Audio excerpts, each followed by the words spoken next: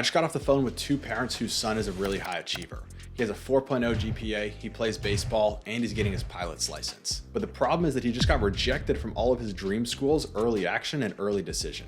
And this isn't an isolated case. I've helped 3,500 students get into their dream schools at this point, and I keep seeing the same pattern over and over again with high achieving kids.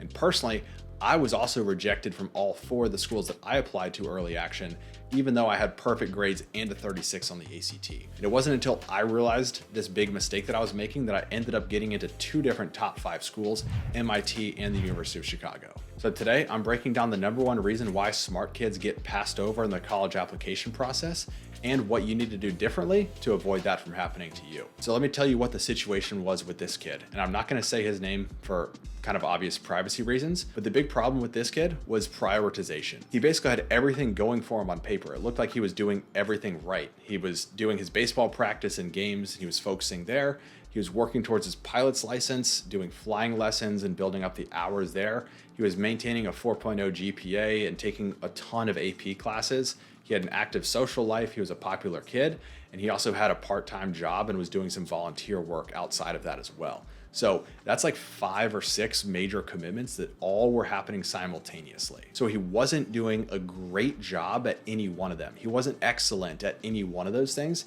He was just pretty good at all of those different things. The trap that he fell into, and that a ton of other students fall into as well, is that everything feels important, so nothing gets prioritized over the other things. And because these kids are well-rounded and they're good at a lot of different things, they feel like they need to maintain all of the effort that they're putting into all those 5 or 6 different things. But in reality, they're just spreading themselves thin so that they're not building up excellence in any one thing. And we know that college admissions officers are looking for that excellence, something that's gonna make a student stand out and rise above the rest of the college applications that they're looking at. They're not looking for someone who's pretty good, but spread so thin that they can't be great at anything. And if you look at this from the admissions officer's perspective, it's like, okay, this kid, he has good grades, that's a check mark, but everybody has good grades, so everybody has that check mark. He has the sports and the activities, but everybody also has some sort of sports or activities that they're doing as well. And ultimately, this just comes to a normal, well-rounded student, and that's the problem, is that normal and well-rounded don't stand out from the crowd of college applicants. So stop thinking that more is better, because that's not true when it comes to college applications.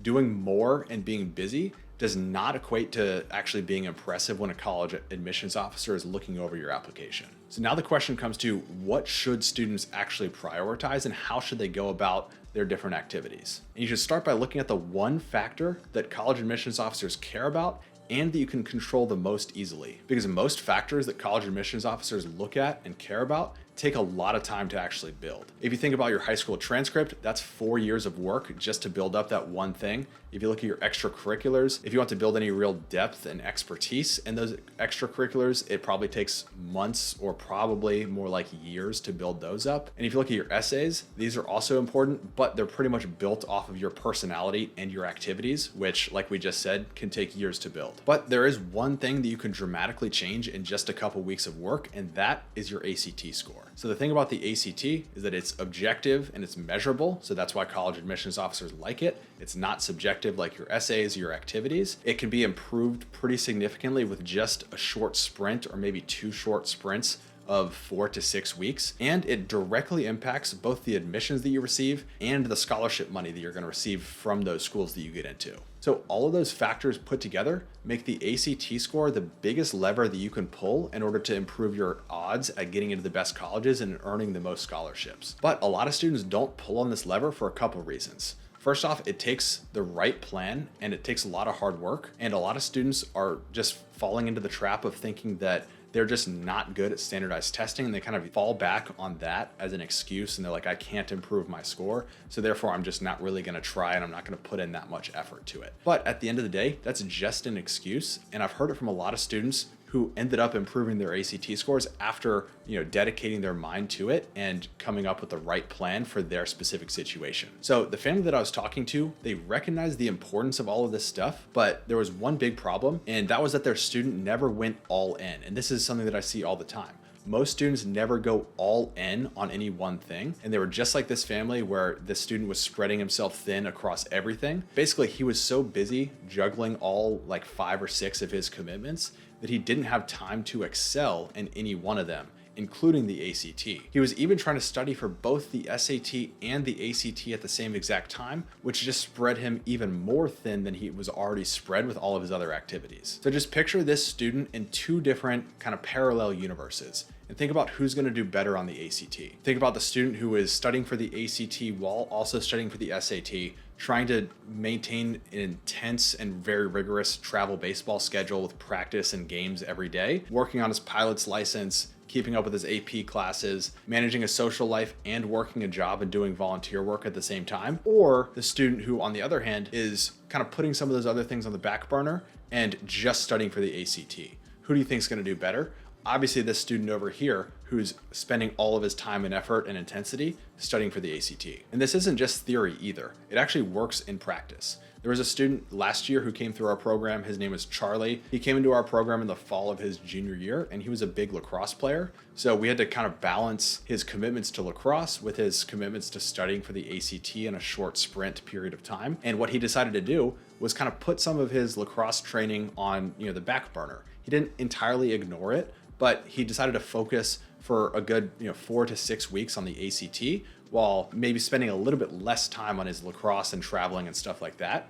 And he did that for 2 different short sprint periods of time. And by winter of his junior year, he had taken his ACT score of a 24, raised it all the way up to a 33, and he was able to put the ACT entirely behind him. So then later into the winter and into the spring of his junior year, he was able to pick back up on the intensity of his lacrosse training, and he was also able to maintain his intensity on AP classes and all that other stuff. Later on into the spring, he was able to pick up an internship that he carried through the summer of his senior year as well. All of these different factors molded together into an excellent college application for him. So he was able to leverage his great ACT score, some of his lacrosse skills, his internship, and his great grades, and put together a great application to one of the schools that he wanted to go to, which was Wabash College. And he now secured over $150,000 in scholarships there, with the opportunity to actually tack on a couple of extra scholarships there as well. So if you take all the lessons from Charlie's situation and you apply them to the student who was not very successful with his college process, what we could have done, I would have had that student probably put the pilot's license training on pause for 6 to 8 weeks while I studied for the ACT. He could have put the extra job and volunteering stuff on the side. He could have, dialed back the baseball training and some of the travel just a little bit and pretty much gone all in on the ACT for just a short period of time during his junior year. And then once he knocks out the ACT, then he could maybe go back all in on his pilot's license training and knock that out, rather than being, somewhat focused on his pilot's license training and somewhat focused on getting those hours up. He could go all in on that next. And then by the time he knocked out the ACT and all of his pilot's license training, maybe that's when it's the best time to focus on trying to get volunteer work or a good job that's going to look good on your resume and all of that stuff. Because at that point, you have a lot more credibility when you're applying to those jobs. You have a lot more experience, and overall, you're just going to end up in a much better position. And you can actually stack those earlier wins on top of one another in order to put yourself in the best position possible later on. And so basically the key takeaway here is that you need to prioritize things in order and knock them out one at a time. Now, another problem that I see is even when students do go all in on the ACT, they still a lot of times make some huge mistakes and they still waste a ton of time, and they're still not able to actually improve their scores. And that's because they don't understand what I call the ACT hacking system. So what students typically do when they waste a lot of time is they make what I call the prep booklet mistake. So they buy one of the big old ACT prep booklets, they buy the big red one, and they go in there and they just start taking practice test after practice test, just repetitively one after another. They probably review some of the answers in the back of the book, and they just hope that their score magically improves, even though they haven't really done what I would call true learning. And no, I'm not making fun of anyone who's doing this, because I actually made this same mistake when I was in high school. When I was studying for the ACT, I did the prep booklet mistake, and I wasted over 100 hours of my time with my score not improving whatsoever. The problem is that just taking practice tests again and again and reviewing the answers doesn't actually teach you the right way to do things, and it doesn't actually have any way to ingrain the proper process into your brain so that the next time you see a problem, you actually know how to do it. you're just repeating the same mistakes over and over again. You're ingraining bad habits into your brain rather than the good habits. So the better way to actually improve your ACT score is what I call the ACT hacking system. Step one is that you identify the high priority types of questions for your specific situation. So the types of questions that you're missing most frequently and that show up the most often. Obviously, not all questions show up the same number of times on the ACT. Some question types show up 10 times more than others. So if you're struggling with something like subject-verb agreement on the English section, that would be a high priority question because it shows up all the time. Then step two is that you master those high priority question types one at a time by using practice drills. So you don't just take repetitive practice tests again and again. You isolate one type of question to work on and you use a drill to ingrain the proper way to actually solve that question again and again until it becomes second nature to you. Like if you're a basketball player and you want to get better, you're not just going to fully scrimmage every single time you want to practice. You may, spend some time dedicated to just doing free throws, and you may spend some time dedicated to just doing dribbling. Then you put it together by doing like a full practice scrimmage. That's like using drills on the ACT to master one type of question at a time, and then using full practice tests to ingrain that even further and put all the little pieces of the puzzle together. Step three is that you ingrain the process by practicing without being spoon-fed the answers. So this is a problem that I see a lot of times with students who go out and they hire tutors to work on the ACT. Tutor will just work through some practice questions with them and just spoon feed them the right way of doing things. It's just like when I was using the solutions guide of the prep booklet in order to just spoon feed myself the solutions. I wasn't actually learning how to do things on my own. A lot of times tutors will just sit there and give you the explanation, they'll give you the answer, they'll give you the right way to do things, but they don't actually have you work on that on your own. So what you want to do is actually force yourself to struggle through questions on your own without your tutor being there and without someone just spoon feeding those answers to you. And that's how you build the connection in your brain to where the information doesn't just go in one ear and right out the other ear. If you find yourself missing a lot of the same questions again and again, then you're probably falling for this spoon feeding mistake. And finally, you take each one of those 3 steps and you put a plan in place for you to execute on every single one of those 3 steps in a short sprint of somewhere between 4 and 6 weeks. You don't want to spend 6 months dragging this process on and on forever, because at that point, you're just going to burn yourself out and you're probably going to forget a lot of the stuff that you learned at the beginning of the 6 months that by the time test day comes around, you're not actually retaining that information. When you put a nice finish line in front of yourself and that finish line is only 4 or 6 weeks out in the future, a lot of times students will be able to work a lot harder. They're able to sprint a lot faster through that finish line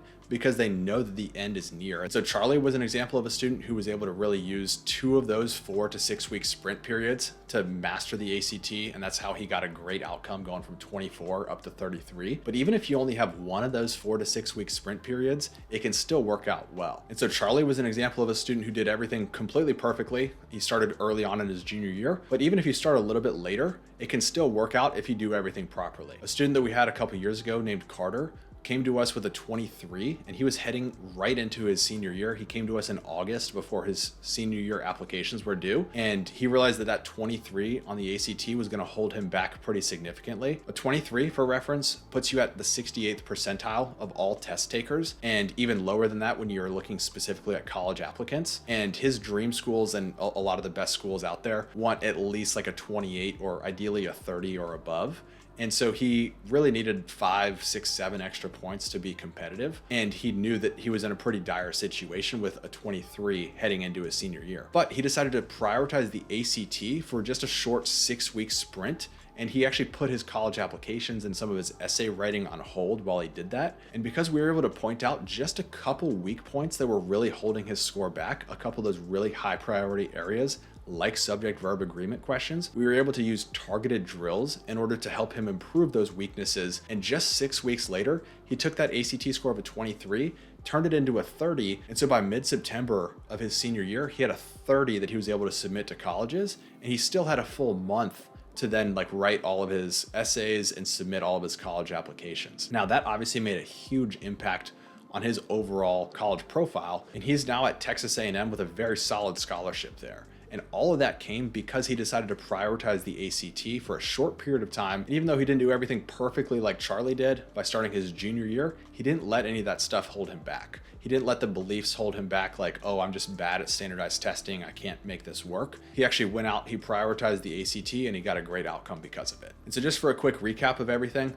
first thing, high achieving students a lot of times miss out on getting into their dream schools because they didn't prioritize the right things during high school. The second thing is the ACT is the highest leverage factor in the entire college application process. And the third thing is that you need to work efficiently and use something similar to the ACT hacking system in order to pull on that lever and actually get it to work in your favor rather than work against you. Now, if you want my help and my team's help and work one-on-one with us on getting a better ACT score and getting into a better college, then click the link down below in the description. You can book a free meeting with my team and we'll figure out if it's a good fit for us to work together and see, ultimately whether we can make an impact on your student situation. Other than that, thanks for watching and I'll see you in the next one.